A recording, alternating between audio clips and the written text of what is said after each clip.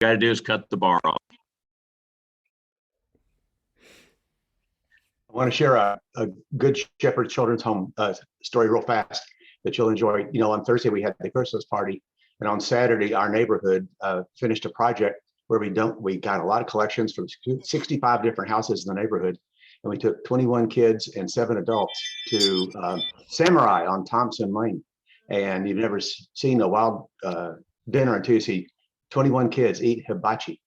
They had a great time. Some had never seen that. They had shock and awe when the chefs started throwing food at them. They had a good time. That's fun.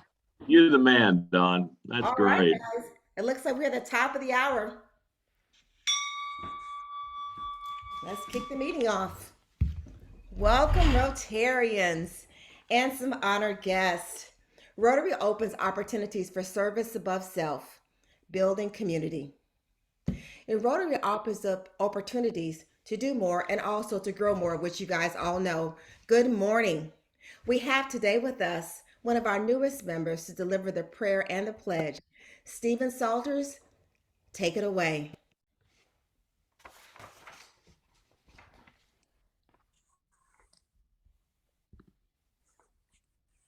Do we have Stephen with us? Let me double check. Yeah, he's on. I think he's muted.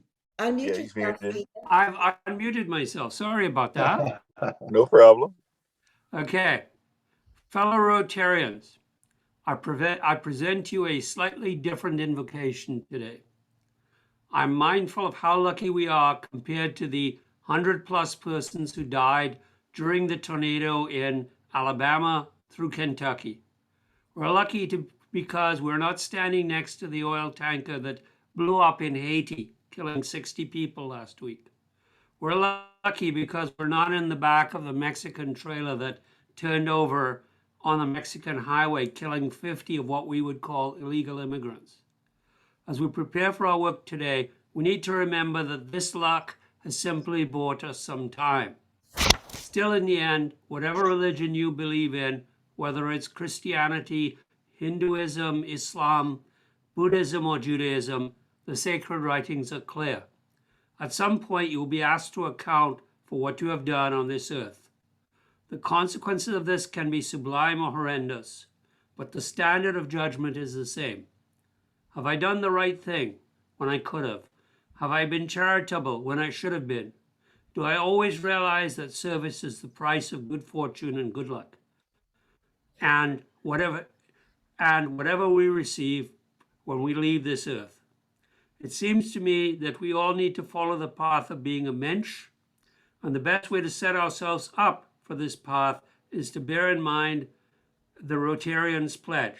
Sharon will remind us of what it is, but please commit it to memory and use it as a basis for any future actions. In so doing, I feel that whatever you believe in, you will not be judged harshly, and your life will have had meaning and purpose. Thank you for letting me do the prayer. And now, if you will, Sharon, put up the slide for the pledge. I will, if you don't mind, I'll read it in Texas. We just simply sing Texas, our Texas, so this is new to me. I pledge allegiance to the flag of the United States of America and to the republic for which it stands, one nation under God, indivisible, with liberty and justice for all. Again, thank you, and I turn this back to Sharon for the four-way test. Thank you, Stephen. Well, let's recite what we all know, probably by rote, the four-way test. First, is it the truth? Is it the truth? Second, is it fair Is to it all? the Fair truth? to all concerned. Third, will it build good? Will build a better friendship. And fourth, will it be beneficial? Will it be beneficial to all concerned?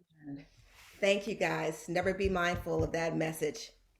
Our announcements are really brief today. It's Christmas, but I understand from Lori Williams that we have a guest today. Lori, introduce our guest for us, please.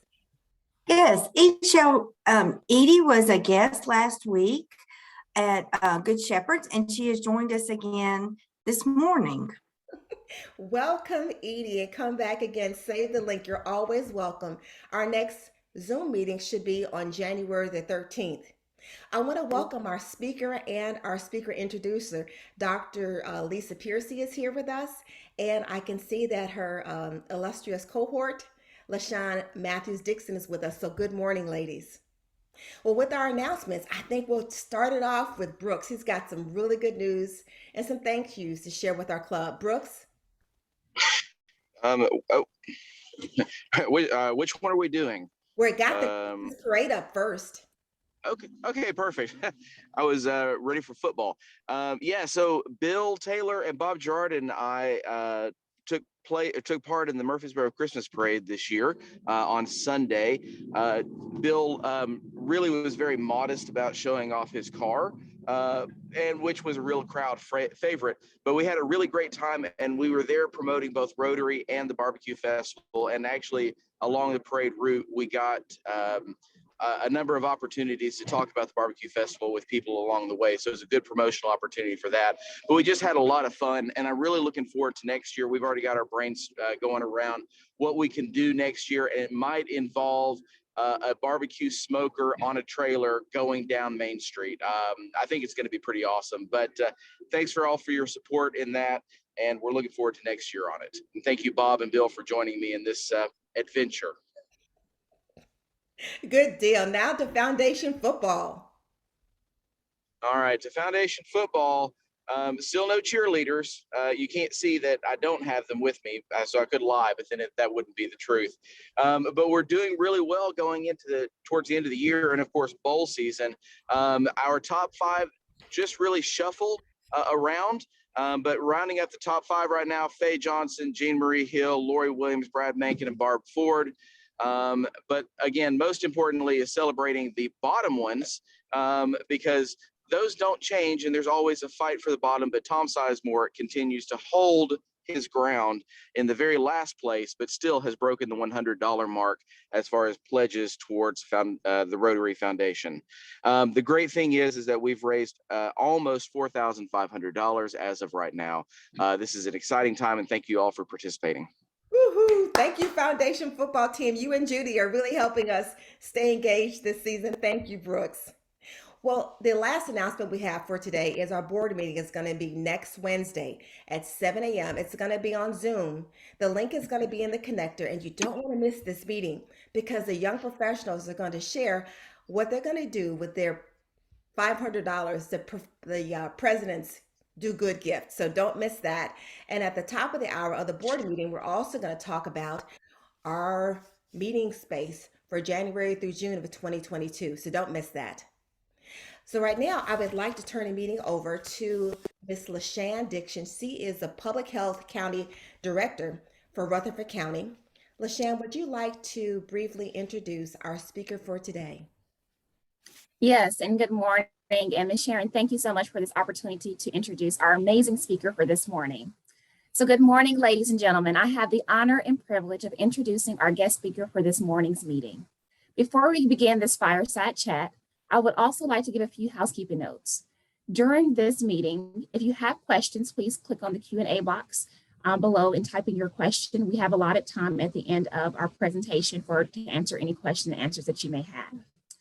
So getting into our speaker this morning, Dr. Lisa Piercey was honored to join Governor Bill Lee's cabinet upon the inauguration in January 2019 as the 14th Commissioner for the Tennessee Department of Health.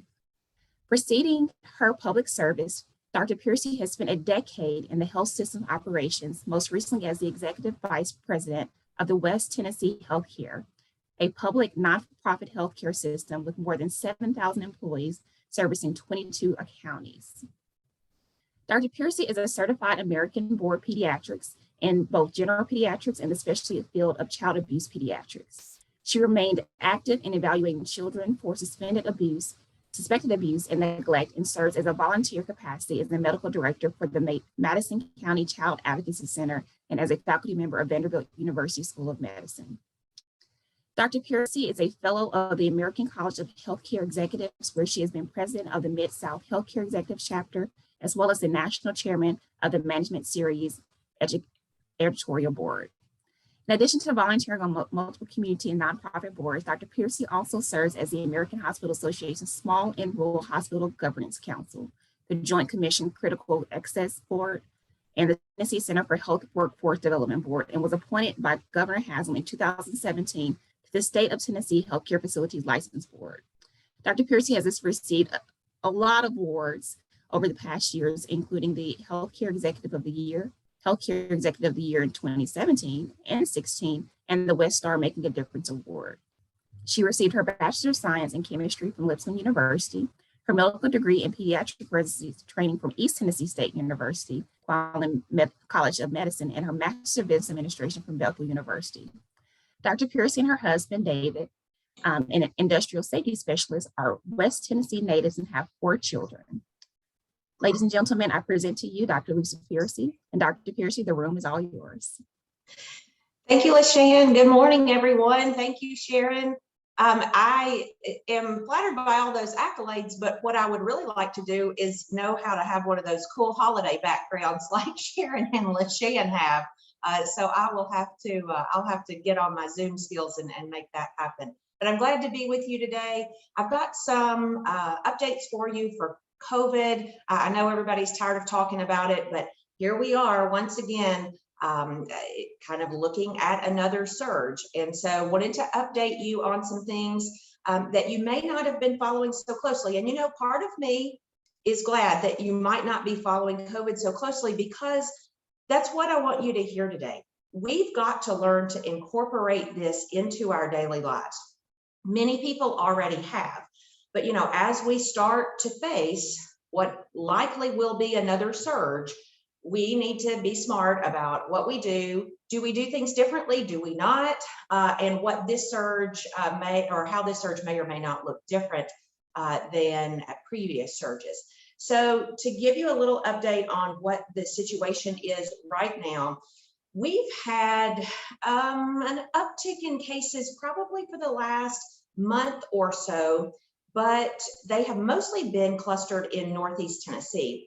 Interestingly, and we're not exactly sure why, the cases in Northeast Tennessee, so think, Johnson City, Upper East, Washington County, they really, when their curve started coming down from the summer surge, it never really got as low as everybody else's. We've speculated why that might be. Maybe it got colder there sooner. Maybe they have a different demographic in their population. It's not because of vaccination rate. That's not the lowest vaccination rate in the state. So that's been an interesting phenomenon to watch. Well, what we've seen over the last week or two is that cases are starting to go up elsewhere in the state. And if you think about it, I bet for the last couple of months, you probably haven't been able to name many friends that have been sick, but I bet you're able to name 1 or 2 now, because it's starting to come back around. We've seen a commensurate increase in our hospitalizations over the last couple of 3 weeks, certainly nowhere close to where we were back in the late summer, but it is on a noticeable uptick. None of our hospitals are anywhere close to their capacity right now, so we've still got plenty of room and plenty of resources, but that's something we're watching very closely. Well, so people ask me all the time, why is this happening? Is it Omicron? And that's what you're hearing about in the news a lot. And my answer is not yet, but it will be. So we do believe that most of the cases that we're having statewide right now are still Delta cases, but we are starting to see Omicron come into the United States and now into our state. Shelby County and Memphis announced 2 cases over this past weekend. And it's just a matter of time before you'll start seeing that pop up. It's not that it's not here yet, it's that the genetic sequencing of that variant takes quite some time, sometimes 2 or 3 weeks, and there are only a few labs across the state that do that. So it wouldn't surprise me if we didn't have several dozen, if not more, cases already circulating in our state. Well, what does that mean for vaccinated people? So what we do know about Omicron is that it is more likely than other variants, Delta and Alpha certainly, to infect immunized people or vaccinated people. That's something we call a breakthrough case. In almost all cases, those are very mild symptoms, fatigue for a day or 2, fever sometimes, cough, congestion, scratchy throat. Well, what else does that sound like? That sounds like a common cold. And you know, the number one thing that they tell you in medical school is common things are common. So colds are still common. But I want you to be attuned to the fact that particularly if you're vaccinated and or if you get the Omicron variant, you're likely to have milder symptoms. Well, why is that a bad thing, right? That's a good thing for you, but it may make you more apt to sort of blow it off or say, oh, it's just a cold. Or, you know, I hear the classic thing that makes every doctor cringe. Oh, it's just sinuses. Well, no, it's not. It's usually a cold. And so just make sure when you have those symptoms, you're getting tested before you go around others, and particularly others that may be medically vulnerable.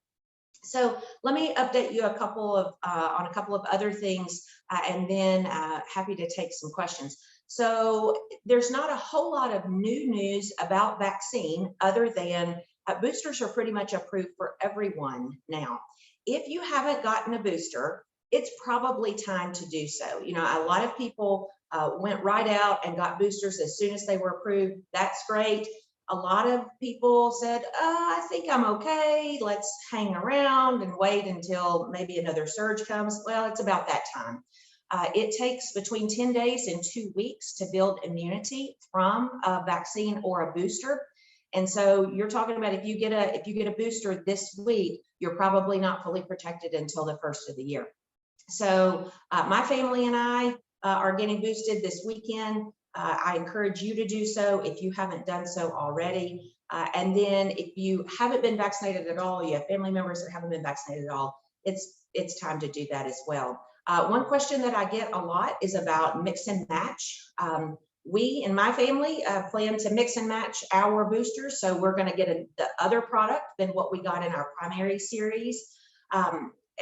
You can do that. You don't have to do that. You can get the same product. There's actually a good bit of science about more robust immunity with mixing and matching.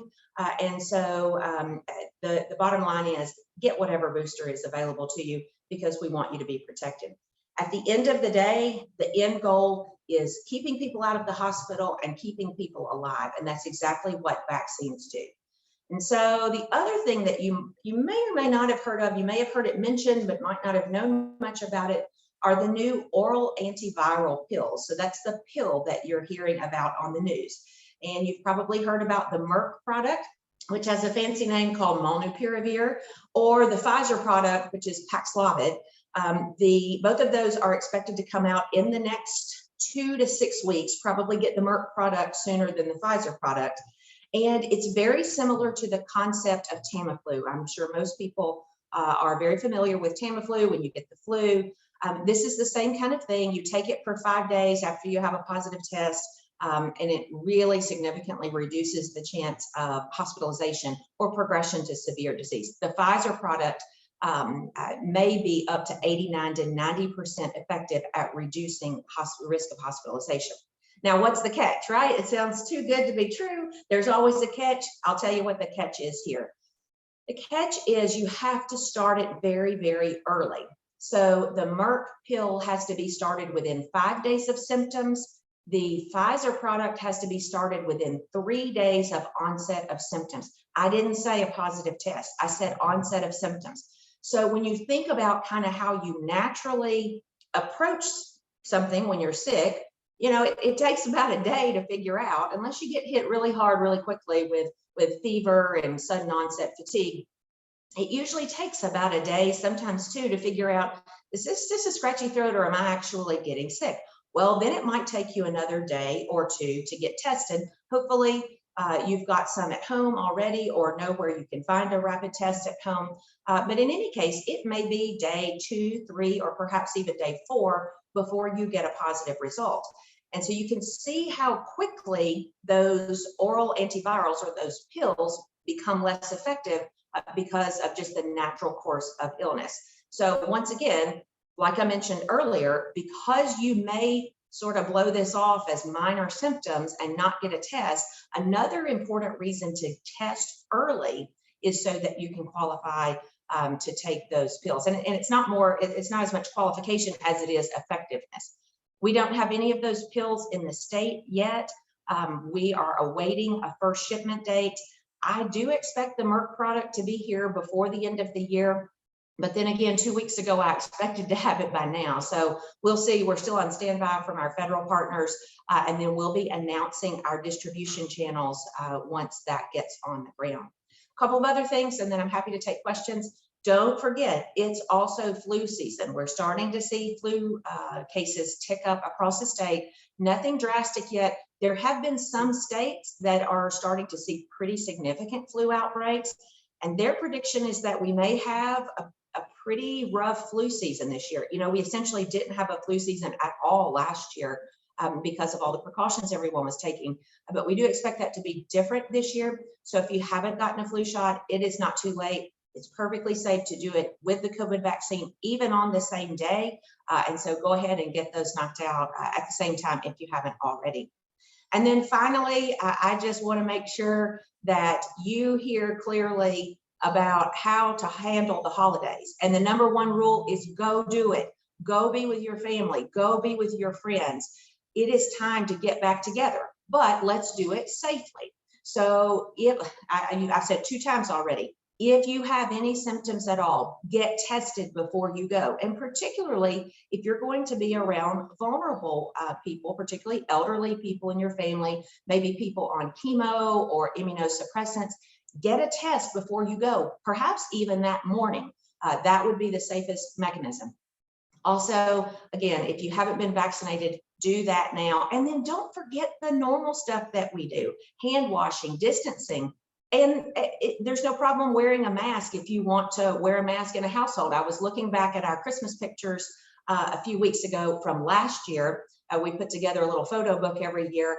And, you know, it was pretty odd to see all of the masks in, you know, at the big gathering at Christmas. But you know what? We have a 93-year-old grandmother. She remained healthy. That was right as everyone was starting to get vaccinated. And so there's no reason we can't gather again safely this year. So I will stop there and I will check the chat box to see what questions we have. All right, Dr. Piercey, we do have a few questions that have come in, and I do want to echo your last statements in regards to testing. So here in Rutherford County, we are testing Monday through Friday at our State Farm Operations Building from 8:30 to 12. Additionally, we are partnering with CH Consulting Solutions in Laverne, and they're providing testing Monday through Friday from 8 to 4. So if someone is needing to be tested, please let them know. We have plenty of options here in our county to offer testing opportunities for those individuals. All right, so Dr. Piercey, so it says with us returning to in-person and hybrid Zoom meetings in January and the variant infection spreading in the US, the first question is, what are the recommendations for in-person meetings or work should we be mindful or adhering to? Yes, so it's time to get back to in-person meetings. It's time to get back to in-person work. This is going to be with us for years to come. And we're at a spot where every adult, or really everybody down to age 5, is eligible for vaccine. And so it's just like those holiday gathering tips I just mentioned. Get back together, start having meetings together. There are no criteria or threshold to say we need to go back to remote, but be smart when you get together. Space out your chairs. If you've got some vulnerable people and you're sharing meals, you may want to cut back on the eating because you have to take your mask off when you eat, but you can safely gather by spacing, by mask if you feel more comfortable doing that, but most importantly, getting vaccinated. So the short answer is it's time to start getting back together. And I think you answered the part of the second question, and that was the number of positive cases warranted for the Rotary Club to pivot back to Zoom only meetings. And you said there's no really magical number that's out there. There's not, but it does require people to be conscientious and smart and a little bit empathetic towards others. So, if you've got one of those scratchy throats or stuffy nose, you might just want to stay at home that day. And what you'll see is a lot of venues going to a hybrid model. And let me give you an illustration that may provide you a little reassurance. So I just got back Tuesday night from a meeting of state health officials. And you would think, well, if anybody's not going to get together in person, it's state health officials. We all got together in person. We all traveled to an area not close to here on an airplane and went and we met together, but we did it in a way that was smart. For people who didn't feel comfortable, we offered a hybrid option. For people, there were a couple of colleagues who kind of didn't feel well towards the right before they left, so they ended up going into the hybrid model and joining virtually. But the rest of us got together. We did it safely, and so I would encourage you to do that as well. All right, thank you. Next question is, does a weaker variant like the Omicron produce less antibodies for future protection than Alpha or Delta?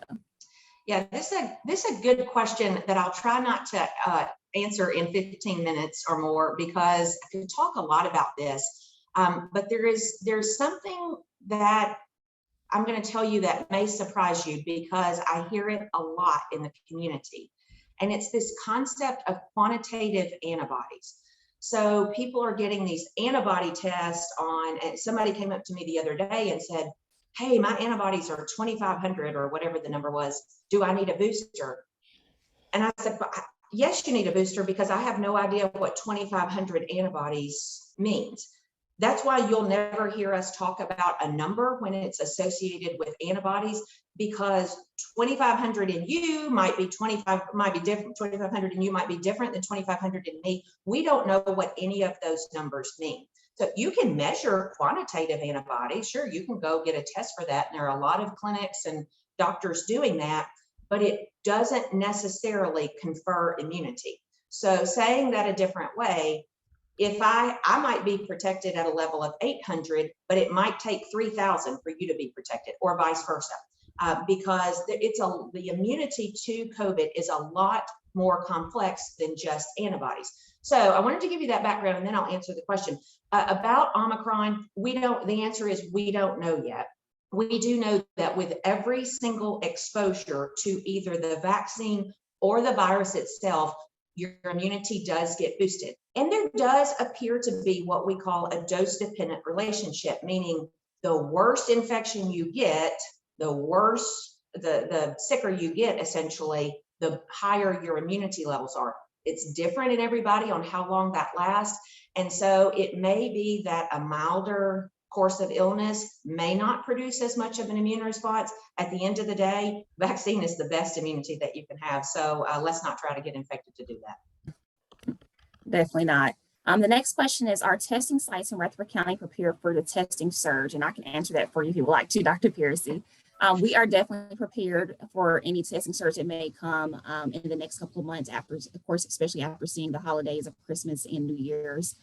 Currently, right now, our testing volume has been a little down, but we are anticipating that the testing volume will increase over the next couple of days, seeing that we're going into the holidays. Additionally, we are providing Everlywell self-test kits for individuals who may not want to stay on site to be tested, but they can take these self-test kits home and collect their samples and then take them to the post office and have them shipped, and their results are turning around about 48 hours, 72 hours. And then with our testing site that we have in partnership with CH Consulting Solutions in Laverne, if we see that we need to increase those hours, they were working on Saturdays and Sundays, we will open those back up to Saturdays and Sundays to make sure that we have plenty of opportunities for people to be tested here in our county. Thanks, LaShan. That was a much better answer than I could have given, which would have been yes. So thank you, Dan. I'm seeing a couple more questions, and I know we've only got 2 more minutes, so I'm going to go through these really quickly. Are infants considered vulnerable? You know, anybody who is unvaccinated is considered vulnerable. And right now, kids under age 5 are not eligible to be vaccinated. Now, that doesn't necessarily mean that infants and children are necessarily going to have more severe disease. In fact, with COVID, they tend to have much less severe disease than older people or older children or adults, of course. That is different than the flu. And I need you to remember that distinction, because flu can be very serious or even deadly in infants and young children. We've already had our first pediatric flu death this season. And so remember, flu shots go down to age 6 months. So when you're worried about protecting infants, flu shot, and for former preemies, RSV shot, best thing you can do. How do you get COVID pills after you test positive? That will be a somewhat of a clunky process at first, but essentially you're right. There will be a prescription or some type of order form, and the feds are actually trying to figure out how they want to handle that you will take to one of these distribution sites. These pills will not be widely available at first. Depending on how much supply we get, there may be as few as 35 or 40, or maybe as high as 55 or 60 locations across the state. There's not going to be one in every single county at first, but you'll be able to take one of these forms or prescriptions to this location if you qualify and get that. Eventually, hopefully very soon, it will be much more normalized into our system where it is distributed in all pharmacies and you do just take a prescription. But initially, it will be a little bit clunkier than that. And then talking about SEC football and huge crowds producing super spreader events, it always confuses me when people think, oh, that football game didn't produce a lot of infections, so it must be safe for huge crowds to get together like that. But there's something that people ignore in that, and that's outside. There have been almost no documented cases of transmission in the outdoors. I didn't say none because it can happen. And certainly if somebody is standing right next to you outdoors and they are sneezing and coughing on you, then you're at risk. But the outdoors seems like an exceedingly safe place. And that's why we don't see any of this transmission in these large outdoor games because the airflow and the circulation, which should inform us on how we do Thanksgiving and Christmas. It may be too cold at Christmas, but it wasn't at Thanksgiving. Open doors and windows. If you have a garage that you can put some card tables and chairs out there and get some airflow circulation, but still stay warm enough, that's always a good idea. So outdoors has always been safer than indoors for COVID. And then the last one I have time to take is any hints on getting young people to take the booster shot? Well, turns out I have 4 teenagers at my house, and even when you're the state health official and the mom, you have to prod a little bit. And so, it is a sort of a risk reward proposition. I do have 4 teenagers, and just personally, the oldest one is in college. She lives in a dorm. I kind of didn't give her a choice because I'm like, you're around people all the time. The other 3 are in the house. They're in a school setting. They got their primary series in May or June. They haven't gotten a booster yet, but I'm going to encourage them to do that. There again, they're unlikely to have severe illness. They're pretty healthy kids, but particularly if I work to counsel children with asthma, diabetes, obesity, a lot of teenagers have high blood pressure now. Those all put you at much higher risk, and I would definitely recommend booster shots in that age group. So I know we're out of time. I've even taken a couple extra minutes. I apologize for that, but I sure do appreciate you having me today. Wow, you gave us a lot to think about. Every single word that you shared with us in your and your question session was absolutely valuable and treasured by our members. Thank you, Dr. Piercey. And LaShan, you're the hostess with the mostest. Thank you for leading the question series. Well, that brings our meeting to a smooth end. And if we were in person, Dr. Piercey, I'd have this 4-way test coin to give you. I'm going to put this in the mail to you so you can have it later. But we want to thank you for coming. And maybe next year there'll be better news and you can be in person with us. All right, Rotarians. Well, next 2 weeks, on January the 6th is the next time we're going to be together. We're going to be at Strikes and Spares. It's where the old Sears was over there in the mall. We're going to have some fun. Get there around 6:45. We're going to start at 7, and you can stay as long as your heart's desire. So with that said, I want to wish you guys a Merry Christmas, and I am going to ring the bell, but if you'd like to stay on Zoom, maybe Dr. Piercey can stay on for some extra questions. Rotary is the place where service is the rent that we pay for being here on earth. The meeting is dismissed. Merry Christmas.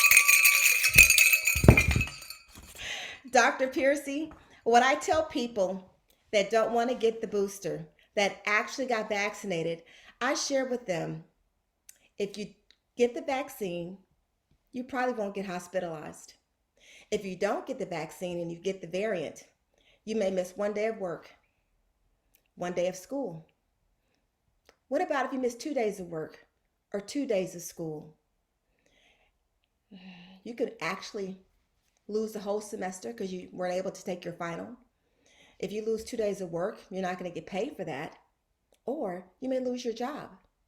So the free test, the free vaccine that you know will probably not get you hospitalized and allow you to go to work and continue with school and not infect others versus taking that risk.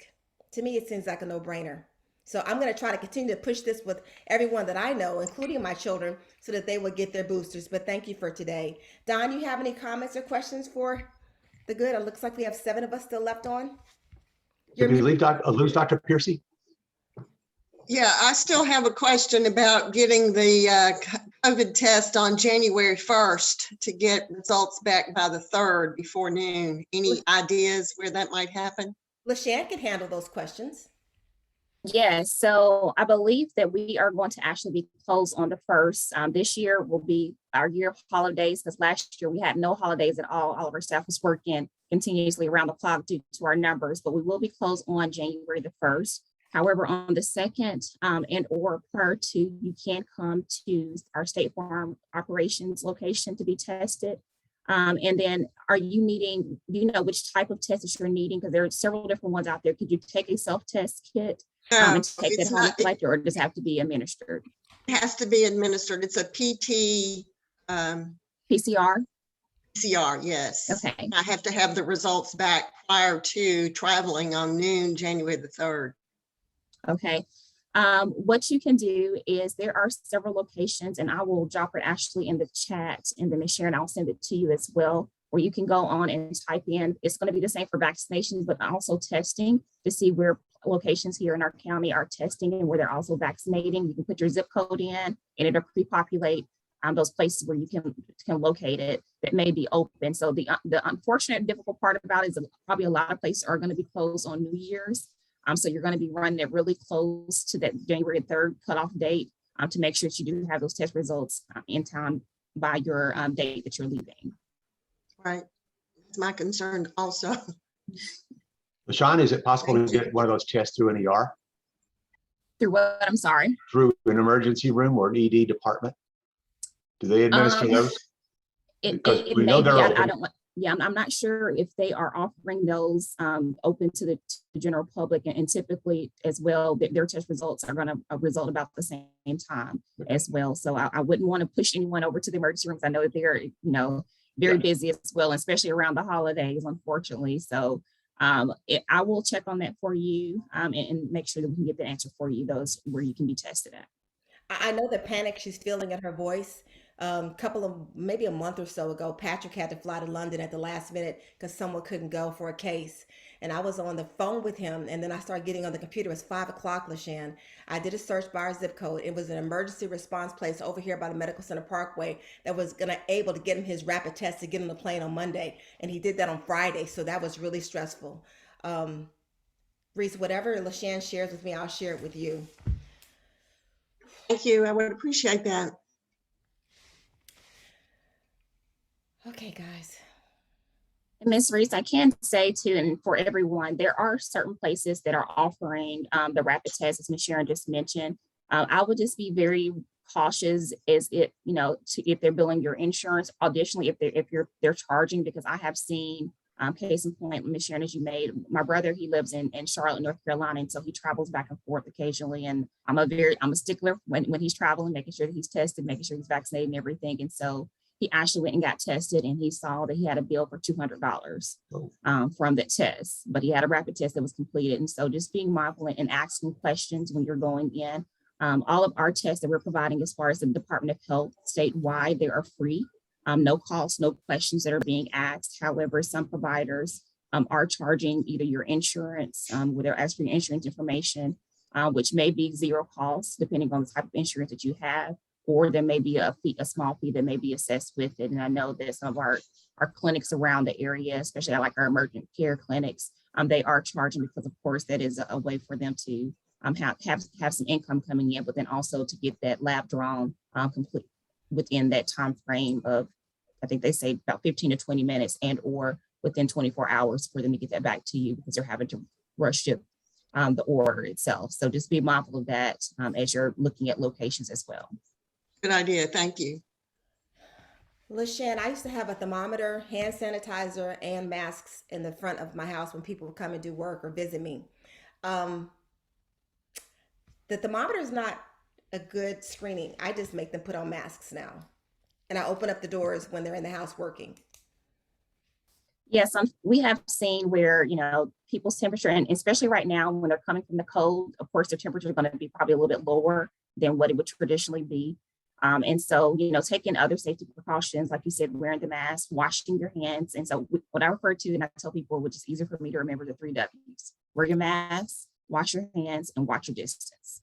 And so this is very easy for me to be able to explain, especially when I'm talking to my child as well, my 6-year-old daughter, like, wear your mask when you're at school, make sure you're washing your hands and watching your distance. And so that's a helpful way. If you have a thermometer, of course, you can use that. And it's more so just to check to see if you have a fever. And of course, if you do have a fever, we want for you to go home. But we also know that we have a lot of individuals in America who are taking medication, which could help their fever be reduced as well.